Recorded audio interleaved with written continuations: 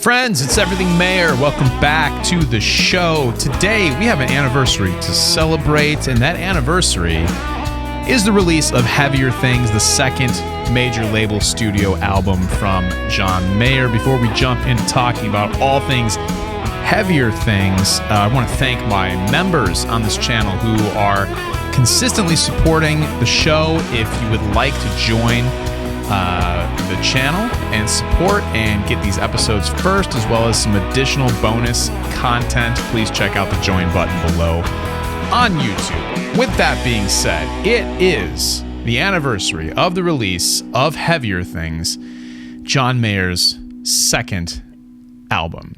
2003. So let's do some math. Is that 21 years? It is 21 years. Good Lord, 21 years ago. Oh man, I graduated high school in 2003. So that gives you some idea of, I just dated myself literally.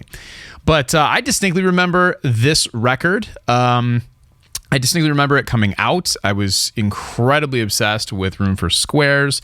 And this was a follow-up. Like we know though, follow-ups to those initial very successful records for any artist are very difficult. However, this record had kind of an ace in the hole. We'll talk about that in a second. And we're going to read a review from Rolling Stone magazine of the record back from 2003. But more importantly, how has the record fared for you? I've done some rankings on this show, and Heavier Things has generally hovered around the bottom two for me. It's kind of bouncing back and forth between Heavier Things and Paradise Valley. So it might be time to do a re-ranking. I'll probably wait till it comes out with a ninth studio album to do that. But, I'm curious to know, where does this fall for you? What are your memories of it when it came out? And how do you feel about it now? Do you find yourself going back and listening to this record at all? I'm going to be completely honest with you. I don't go back and listen to this record very much. Now, that's probably not fair to it because it does have quite a few songs that I actually really, really like. So let's read the track listing real quick. We'll read it in order here. Clarity, Bigger Than My Body, Something's Missing, New Deep, Come Back to Bed, Home Life, Split Screen Sadness, Daughters, Only Heart, and Wheel. Now, I'd like to go through each one of those songs, just say something quickly about each one of them, and you do the same and leave it in a comment below. Clarity. Now, Clarity was not the first song I heard from the record. Bigger Than My Body was, because that was the first single that they released for this. It was relatively close to the actual release of the album, but Bigger Than My Body was the first thing that I heard. It was cool from a guitar player's standpoint. If you are curious as to what makes that really interesting sequencer sound in Bigger Than My Body, that's not a keyboard playing it. It's actually a pedal called an Adrenaline pedal, and it's a really cool pedal. I had to buy one back in the day. I mean, it was ridiculous looking back on it because it involves it's got a drum machine inside this pedal, as well as like beat synced effects that your guitar gets to use. So when you hear them play Bigger Than My Body, you can actually hear the drum machine tambourine that is playing in the track as well. So, but that was the first thing I heard. But then Clarity, once I got the record and it came out, Clarity opens the record. And Clarity is, for all of the Dave Matthews comparisons that John Mayer got in his early days, which now looking back on it really just doesn't make any sense to me. Clarity is the song, both in the acoustic guitar part and just the song in general and how it was played live, where I could see like, okay, yeah, if like all of his music sounded like Clarity, then yes, I could see the John Mayer, Dave Matthews comparisons. But beyond that song, I don't really see it. So Bigger Than My Body, we talked about a little bit. Underrated single, and I wish he would play it more. Not more, maybe one time on the next full band tour. I think I'd be good with it if it was just like a one-time thing. He played it a little bit on the solo tour. I think it was a sign request. But, underrated single in general. Third song on the record, Something's Missing. Now, back in the day, this was exciting when Something's Missing first came out. It came out on Any Given Thursday, which was Mayer's first live record. And if you were around in that era, it was a very interesting era because we had gotten used to and kind of lived with and gotten excited about the Room for Squares songs. And then if you were like an original fan You had Inside Wants Out, which we have to talk about the fact that it's not on streaming services anymore. Or if you had bootlegs that you were sharing with each other, you had songs like Man on the Side, you had Comfortable, Love Soon, Victoria, and the list goes on. But we didn't get those on Room for Squares. We did have those as bonus songs, but when Something's Missing came out on Any Given Thursday, it became a fan favorite, and then we got it on the next record, which, speaking of Dave Matthews Band, is something that they've done often, where they play and kind of road test a song, and then it shows up on the next record. And that's always interesting because you get used to a live version. Maybe you get attached to a certain date that the song was played. And then the studio version is maybe different or not everything that you hoped it would be. You know, that type of thing. I think Something's Missing is represented really well on this and it didn't. So it's either you liked it because it was very similar to the live version, or you were bored by it because it didn't really stray from what you had already heard in the live version. New Deep. Interesting song. Fun guitar riff, but I don't know. Do you feel like New Deep is kind of forgettable? I'm not sure. What do you think? I think it's a very Heavier Things song, New Deep. Come Back to Bed. Now, Come Back to Bed is interesting because we're finally getting a recorded representation of Mayer's love for blues guitar solos, and certainly live, Come Back to Bed was one of the first John Mayer songs that you got a true like pentatonic blues kind of Stevie Ray Vaughan inspired solo on it. So that was cool to see that on this record. I think he felt more comfortable to put that on this record. Home Life and Split Screen Sadness. I'm going to put those two together in a package because I feel like they both occupy a similar place in an attempt to try something new with drum machines, different sounds. I know a lot of the demos and even some of the stuff that made the actual record were recorded in his apartment. And I think Home Life and Split Screen Sadness represent a lot of what he was doing outside of a traditional studio at the time with drum machines and that sort of thing. Cool songs. I don't know.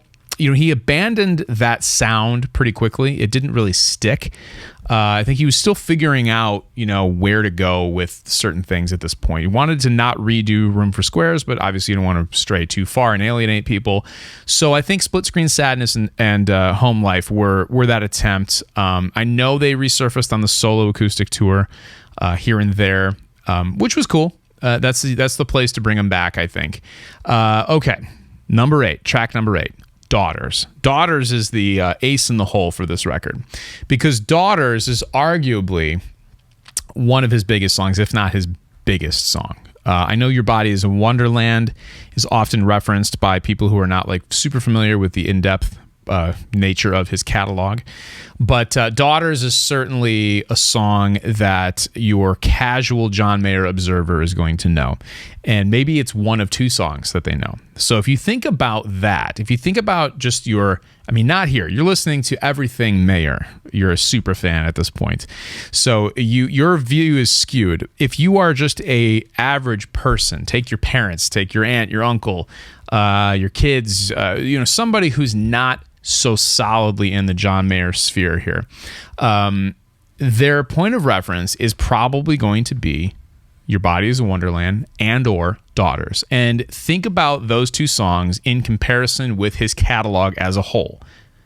They are not representative of the catalog as a whole. They are responsible for his career and him being able to have developed that catalog as a whole, but it is certainly not representative. So he escaped narrowly being pigeonholed as that kind of an artist.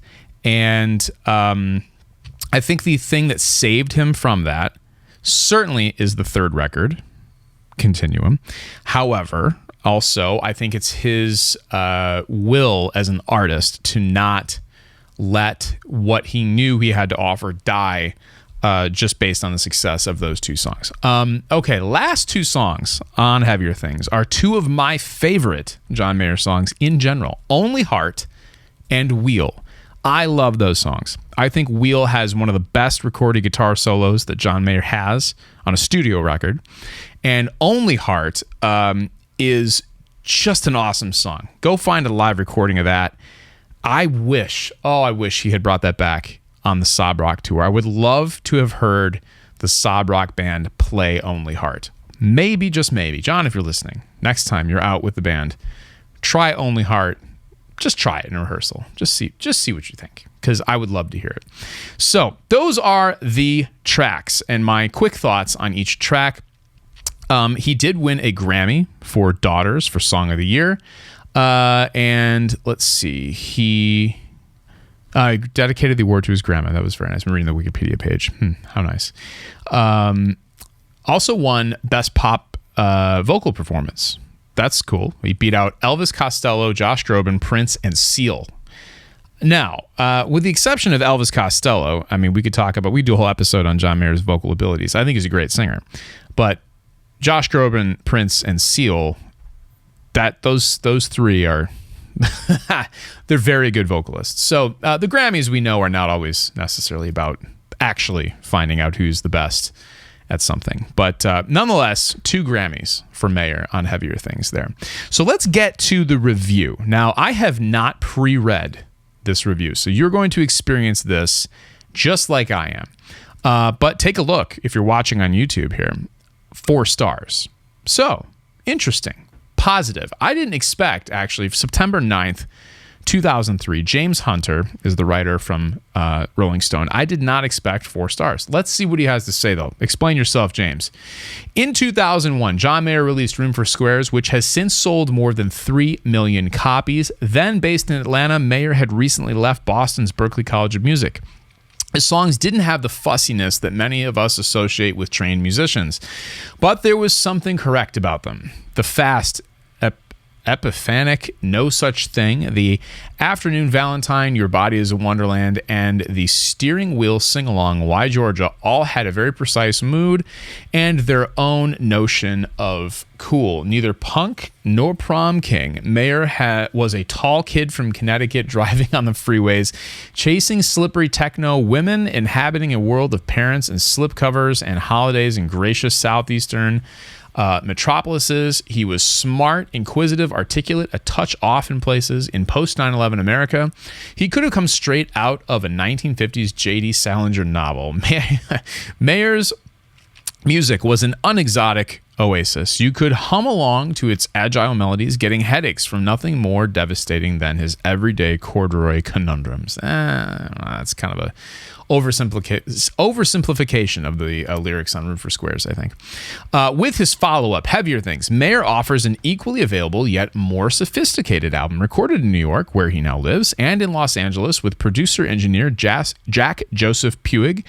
Heavier Things marks no grand departure from Mayer's previous calm, yet it does profit from a few key adjustments. The songs, with the exception of the pop-funk Only Heart, hello, thanks for the Only Heart shout-out, whose fast harmonies are almost as hook-mad as those in No Such Thing, are sparser, no longer leaping for journalism-style detail and borderline power pop melodies. Most of these tracks proceed more subtly, with an emphasis on interior life.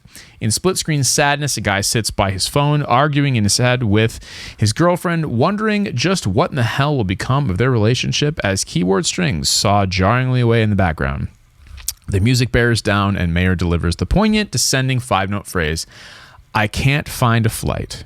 In clarity, Mayer is unsure how long his current romance is going to stay in flower in the final choruses. As jazz trumpet player Roy Hargrove circles around with warm harmonies, Mayer abandons his closely chosen lyrics altogether, adopting a wordless falsetto. Whew. All right. These have no trouble lifting off when they want. Someday I'll Fly, Mayer sings, and Bigger Than My Body, propelling a chorus that's pure radio bliss. I agree with that. In the hilarious, pathetic New Deep, a new man wears a new cologne, yet still feels blank as a melodic verses skitter softly, alternating with a bigger, more boldly built chorus. Songs such as Daughters and Come Back to Bed, which show off Mayer's Shetland wool tenor, take more conventional blues pop melodic shapes. In one place, Mayer's new methods swirl into unusual majesty. The song is called Home Life. It has an Asian accented coffeehouse groove in which the narrator makes some odd yet familiar admissions. He says he was Born a house cat. He likes geometry and architecture. He wants to know the name of his future wife. He says that if necessary, he will acquiesce, but never more than once to divorce.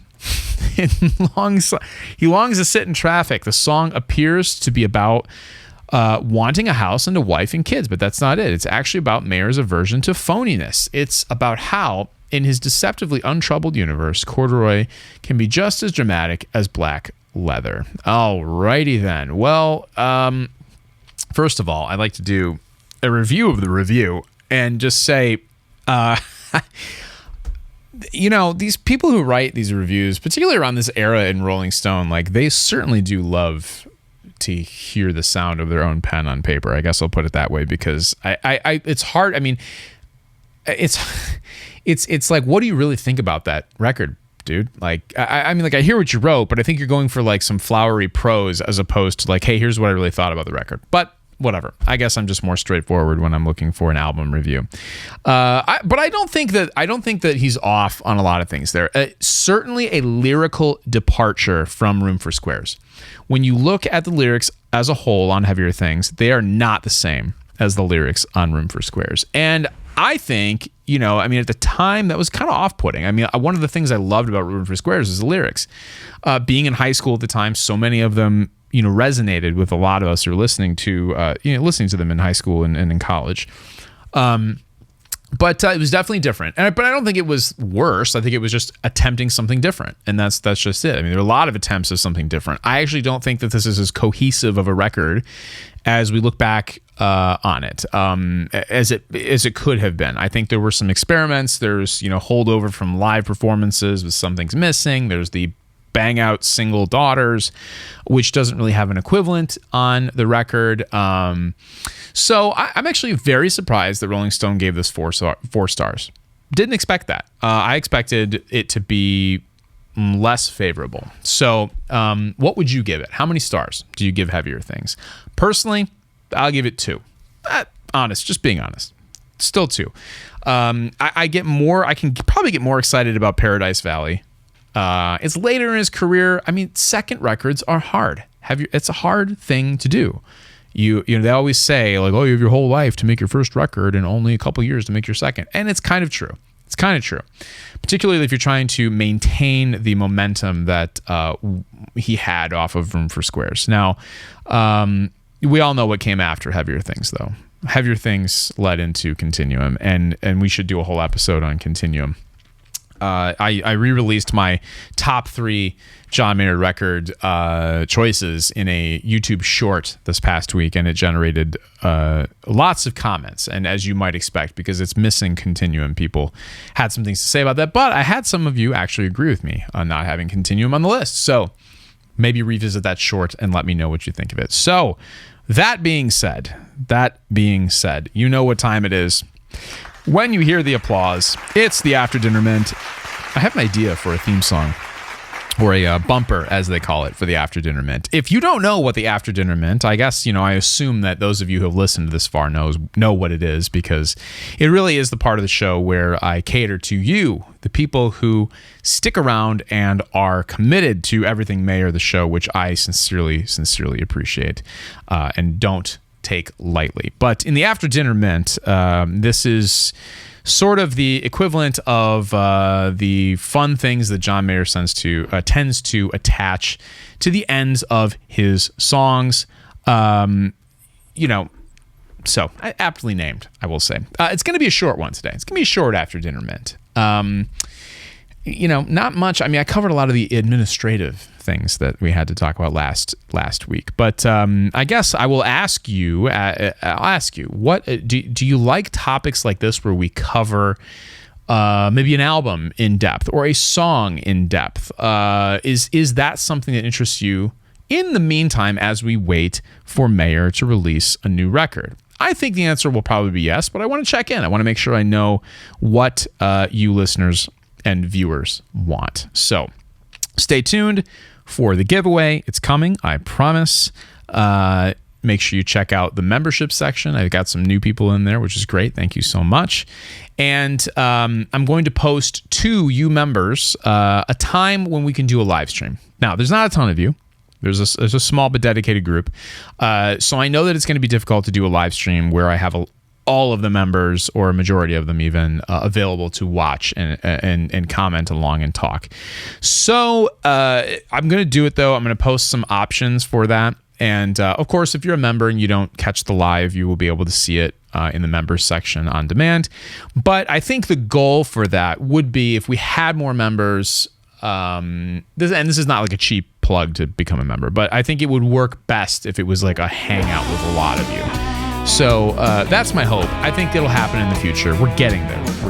So if that's something that interests you, check it out. And if you're already a member, stay tuned. I will give you some time options, and we'll see which one works for the most people. That being said, that's all I've got for this week. I hope you have a good one. I'm going to try to get this out. I'm recording it today on September 9th, which is the anniversary of Heavier Things. So hopefully you will see this somewhere around this time. And until next time, this has been Everything Mayor, and I'm your host, Tom Butwin. We'll see you next week.